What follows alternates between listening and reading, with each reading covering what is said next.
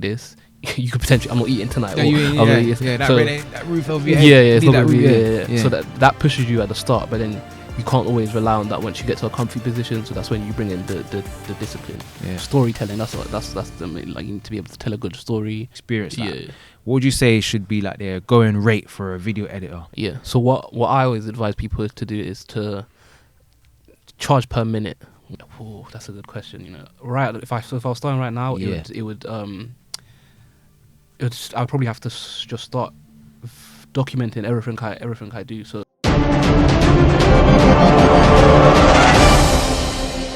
we're live in the building for Creative Insight. We got Daniel. Thanks for having me. Big up yourself, man. Yeah. Nice one. Thanks for coming through. No problem. We're gonna, like I said before off camera, we're gonna get into your story, your background, what you're doing. Yeah. We're gonna go technical, mindset, and financial. For the people at home listening, I hope you can gain some insight from this episode. So let's get into it, man. Let's go. So yeah, man.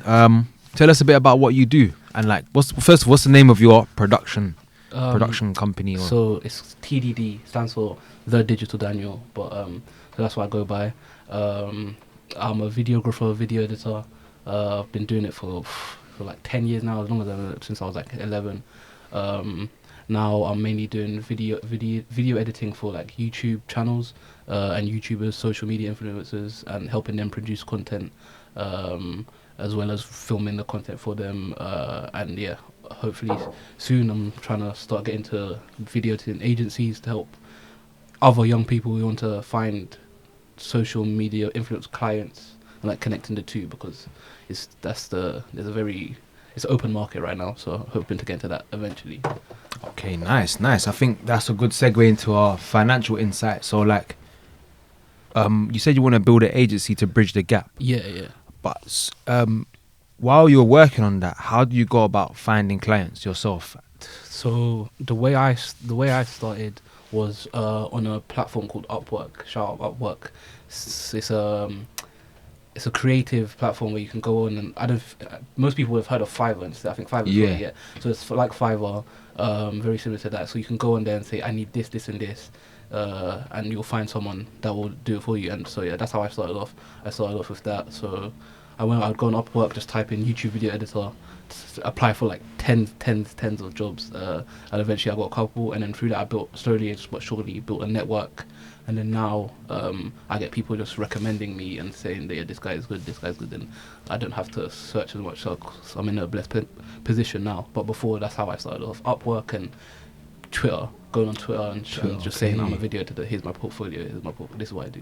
Were you just tweeting it, or were you tweeting it on your, or were you tweeting other people? So I would tweet, it was a bit of both. So I tweet it out, and then if I come across someone and I'm like, oh, I can edit their video better, I'll hit them up and be like, this, I'll edit your video mainly either for free or for very, very, very cheap. That was like the first 6 months how I started off.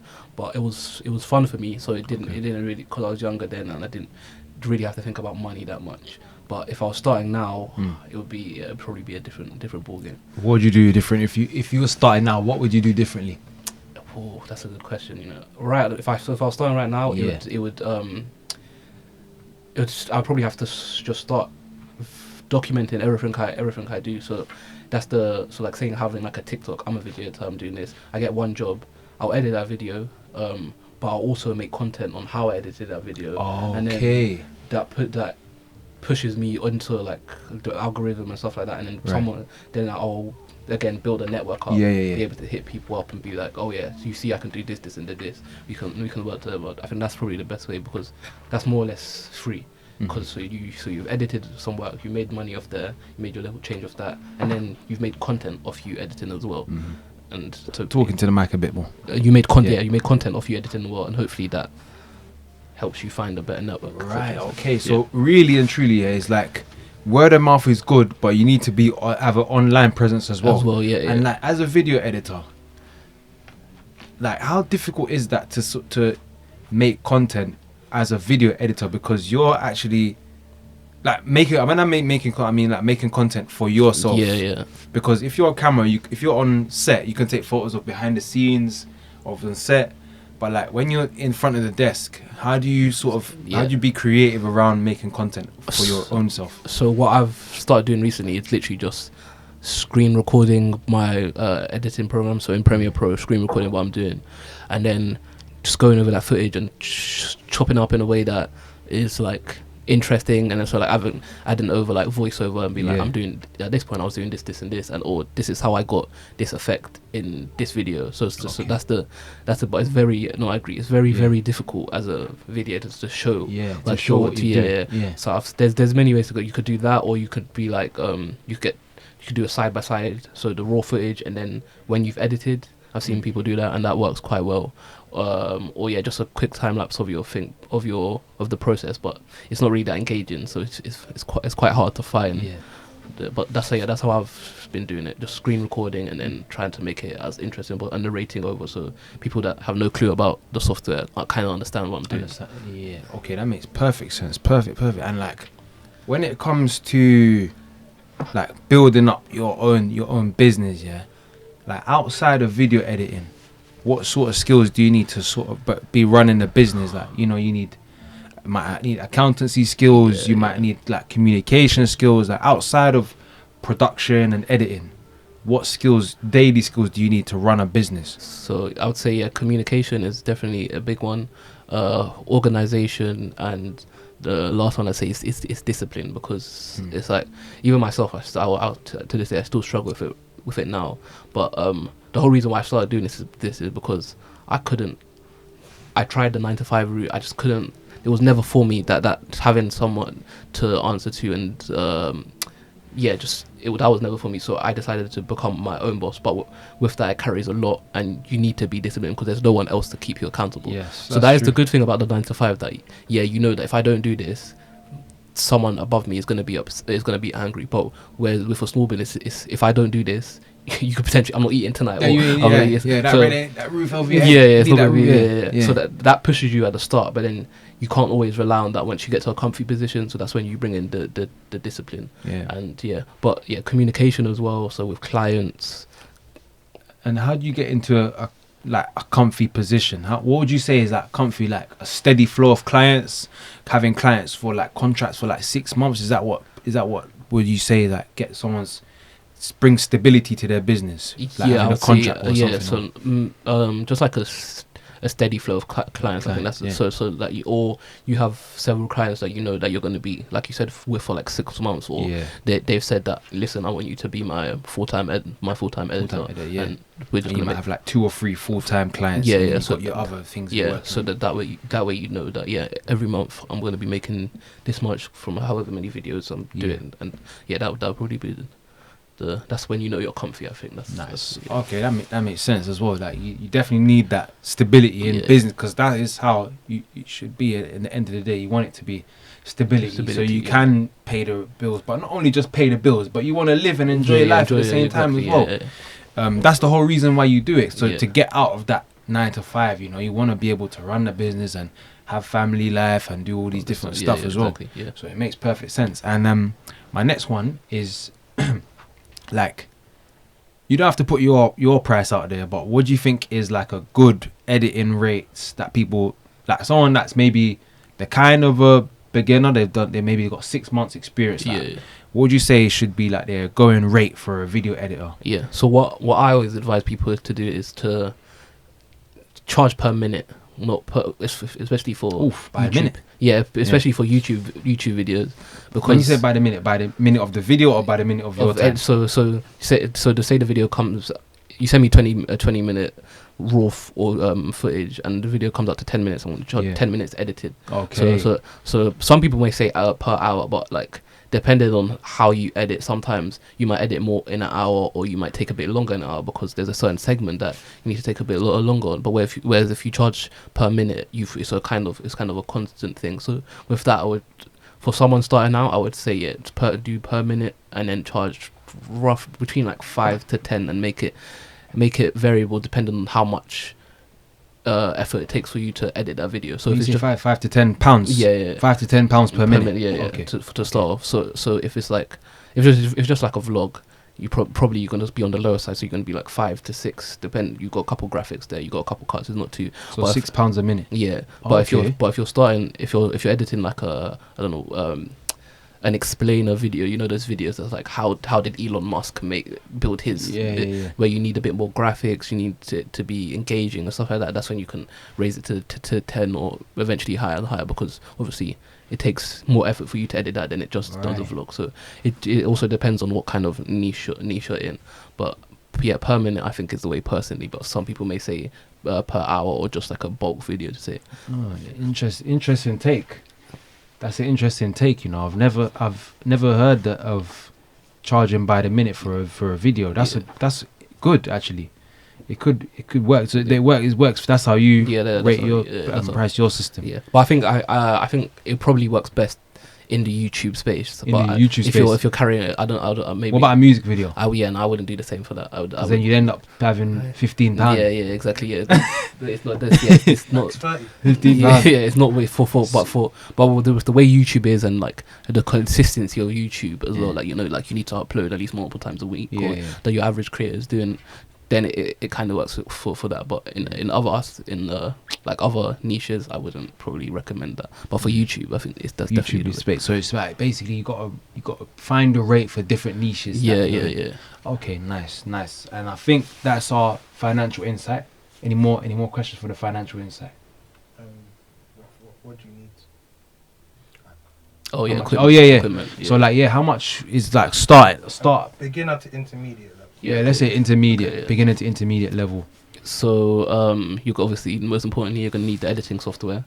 So I would personally recommend Premiere Pro, because that's like the industry standard in like, if you decide to move to another aspect of like editing, you're most likely gonna go to a place and they're gonna be saying, I need you to edit in Premiere Pro. So it's best, I would advise everyone to learn on that. So Premiere Pro might be like £15 a month. Yeah. Or you can do the 7-day trial. Or you didn't hear it from me, but the crack you can find it from yeah. That's how. We didn't hear it. I didn't hear you. I didn't hear you. Yeah. So that's yeah. So I think Premiere Pro right now a month is like £16, something like that. Okay. And then obviously you need a good laptop or PC. That's getting it. And then those are how much would that cost? Say again. How much would that cost for a beginner? For like a decent laptop? So you want a laptop with a good like what's the word, RAM and a good GPU. So I'd say 500, 700. That's probably your baseline. But if you can go further, that's more. But like, that's the minimum, I'd say. And then I would just start playing in Premiere Pro, and then slowly but surely you're gonna make the money back that you paid for the laptop, you paid for the thing, and 100%. But yeah, that's how I started out. Fantastic. And now we're moving on to our technical insight. So what skills do you need to become a video editor?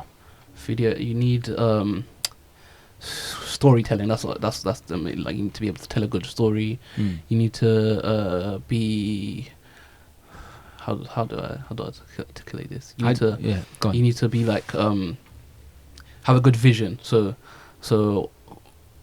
sometimes a client might send you they recorded a 10-minute audio and there's no pictures, there's no you have to imagine, you have to, everything that you're seeing on the screen is coming from your brain. So putting that from your head onto the editing software, and that's a very like difficult thing to do, and that's why I say it's probably the most important part, because obviously there's some ideas that you can have in your head that are they're not that easy to actually execute.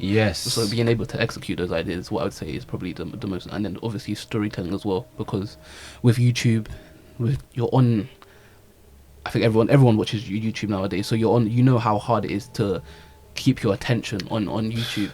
So you need to constantly have like a even though it's not, even if it's not like a book by book story, some sort of like hook every couple parts of the video to keep the person interested and to keep them on that video. That's what you have to make it engaging. You have to be able to make it engaging. And like what's good free skills you need to sort of elevate your editing? Someone that's beginning, what should 3 things that they should kind of tap into?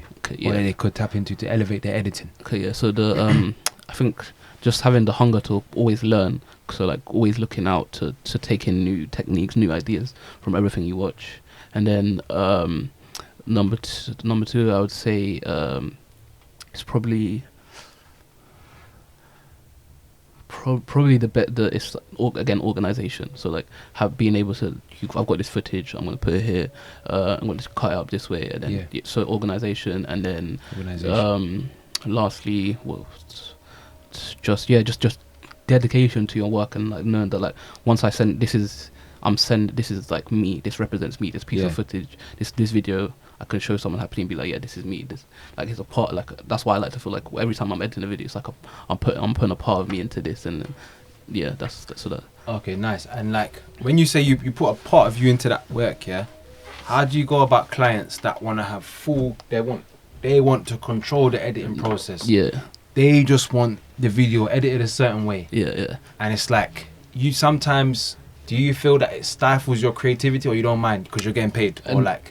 So how does it balance out for you? At the start, I didn't care. So I would just be like, yeah, okay, what do you want, this, that, I'll do like that. Hit every point and just send it off. But now I would say I'm at a point where I'm working with people who understand that. When they're working with me, I'm bringing a certain angle to the table, so my creative input is valuable, and that's what people want from me nowadays. But obviously at the start you don't have that liberty, so it is best to just, if the client says they want it a certain way, just be like, okay, yep, here you go, take it a certain way, and then move on to another one, and then just build up your portfolio. And then eventually you're going to get to a point where people they're going to be like, here, look, here's this video, take it, and I trust you with it. I know you're going to do your thing with it, and that's where people's best work comes from. And yeah. Nice. And like, what's your favorite editing software? I know the answer already. Premiere Pro. There you go. But you don't use After Effects? After Effects as well. DaVinci? No, I have a lot of respect for it, but I haven't dabbled into it. I know like color grading and that, but I need to check out DaVinci much more. But yeah, I have a love-hate relationship with Premiere Pro and Adobe and their whole suite, but at the end of the day, it's probably like the most reliable and the most. So what do you hate about it? It's just the model of like the way that you have to pay for it per month. Like you see with, I think, Apple's version, you can just there's pay. A hack where you can get it for 3 months for free though. There's many. You can do the student discount. You can do. You know about the hack. You know about. I gotta tell you off camera because everyone's gonna be doing it. There's many. But the people have found those hacks because there's a reason why people look. If it was fine, people wouldn't be looking for those hacks. If the model, people always looking for a bargain. But like. And then obviously there's crashes. There's crashes. There's crashes in Premiere in Premiere Pro. No matter like what it's like. So it's I'm control saving every 2 minutes. So you just find ways to deal with the bad side of it. But when you look at it, like you're like someone, if someone really wanted, there's a market for editing softwares right now, and they could just come. And I think that's what DaVinci is doing right now. That's why a lot of people are using it a lot. But at Premiere Pro, it's like a toxic relationship. But so it's like you need it. She needs you. But you don't really do. You don't really f with each other that, but you need each other. To function. Like good man. Good. That's a technical insight. Going on to our mindset.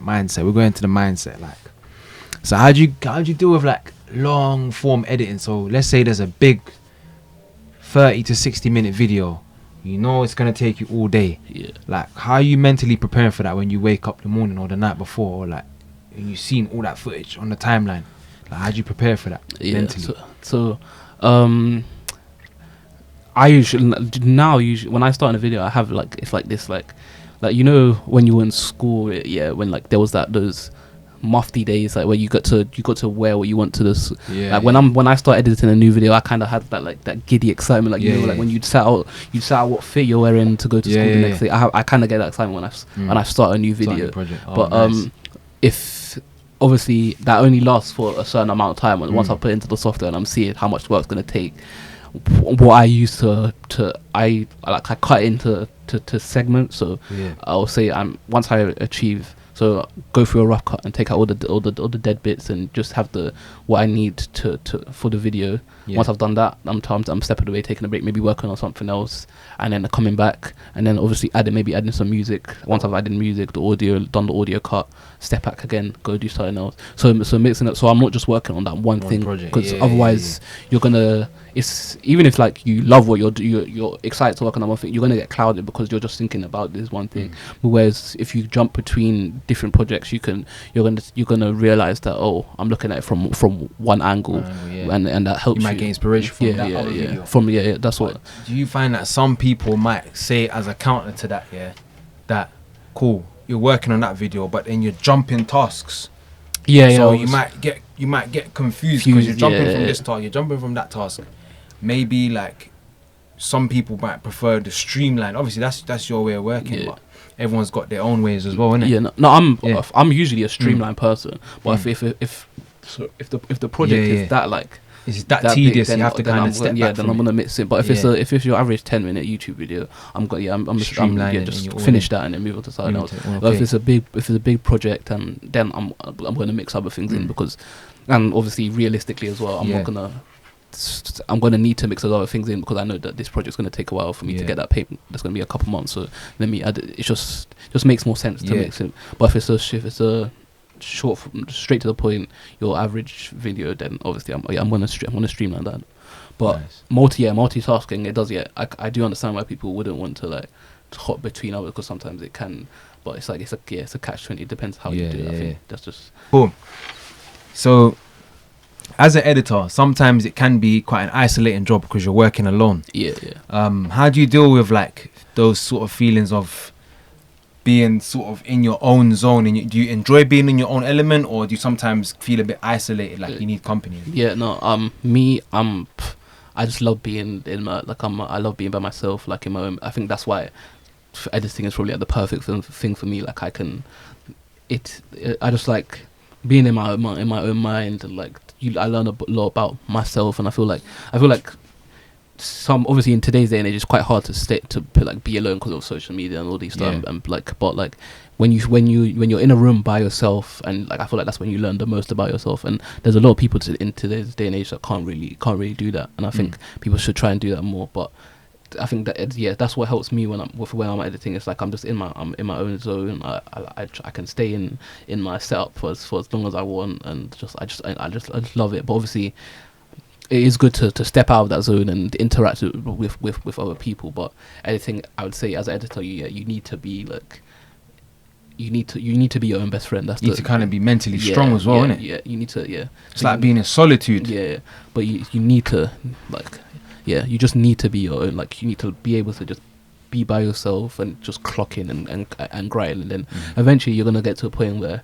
you can enjoy yourself and be with other people. But once you're getting that work done, you just need to be able to lock in and be by yourself. Solitude does make it sound like it's bad. It's like it's a creeping word, but like it is individual. Like individuality, that's what, like it's good to be by yourself. You get the best out of you by yourself because you're just locked in. You're zoned in. That's what I would say is the nice. All right. And that brings us to the insight of the week. And I'm gonna say the insight of the week is learning to be comfortable in your own space. Yeah.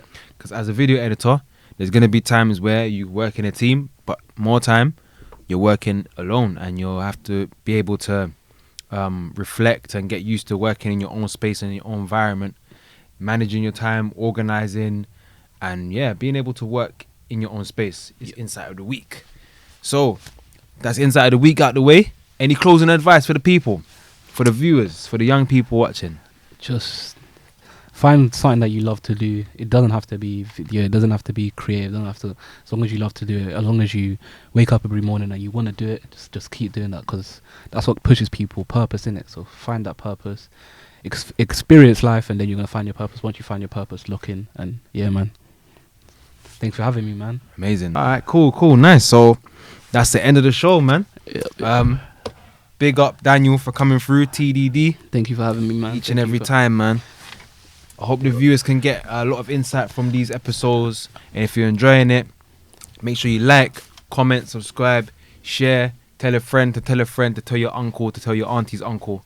Big up, manners and respect. Each and every time we're out. Peace. That was sick, man. Yes, man.